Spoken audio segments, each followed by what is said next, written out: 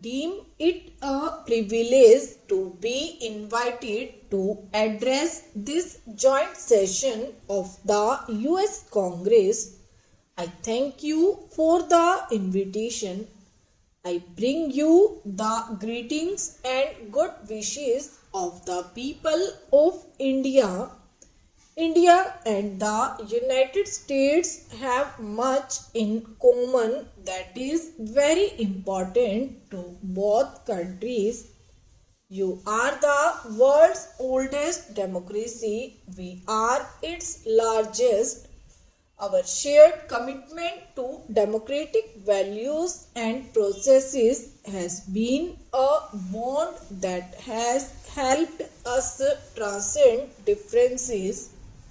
We admire the creativity and enterprise of the American people, the excellence of your institutions of learning, the openness of the economy, and your ready embrace of diversity.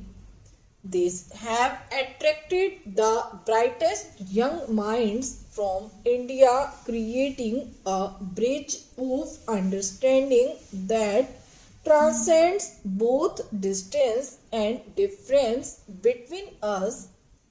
In addition to the values we share as democracies, there is also a convergence in our perceptions of a rapidly transforming global environment, bringing us much closer together than at any time in the past. Globalization has made the world so interdependent that none of us can ignore what happens elsewhere. Peace and prosperity are more indivisible than ever before in human history. As democracies, we must work together to create a world in which democracies can flourish. This is particularly important because we are today faced with new threats such as terrorism, to which democracies are particularly vulnerable. Indian democracy has been fashioned around India's civilizational ethos, which celebrates diversity. Our society today is the result of centuries of assimilation of diverse peoples and ethnic groups. All the major religions of the world are represented in India. We have a tremendous diversity of languages, customs, and traditions.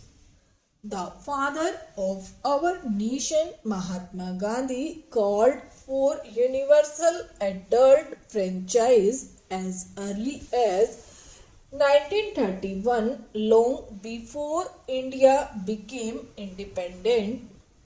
Our political leadership remained true to this commitment, and the constitution we adopted after independence enshrined democracy based on free elections and the associated principles of tolerance of dissent, freedom for political activity, protection of human rights, and the rule of law.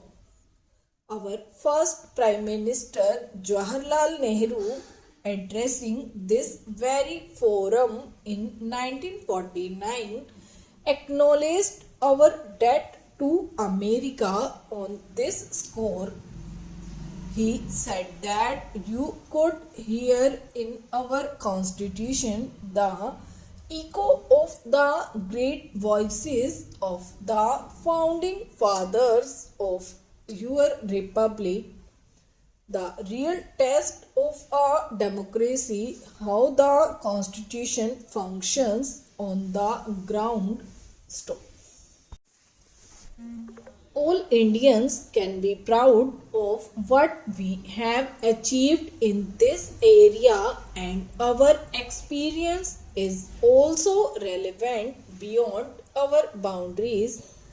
Free and fair elections are the foundation of a democracy. Over the past 6 decades, governments in India at both the national and state level have regularly sought the mandate of the people through elections. Our elections are conducted under the supervision of a statutory independent election commission which has earned respect for its fairness and transparency both at home and abroad. The independent judiciary has been a zealous defender of our constitution and a credible guarantor of the rule of law. The press is a key institution in any democracy, and our media has a well earned reputation for being free and fearless. Our minorities and we have many participate actively in all walks of national life, political, commercial, and cultural. Civil society organizations are thriving and are vigilant in protecting human rights. They are also watchful of threats to the environment. Our army has remained a professional force subject throughout to civilian control. Recently, the constitution was amended to ensure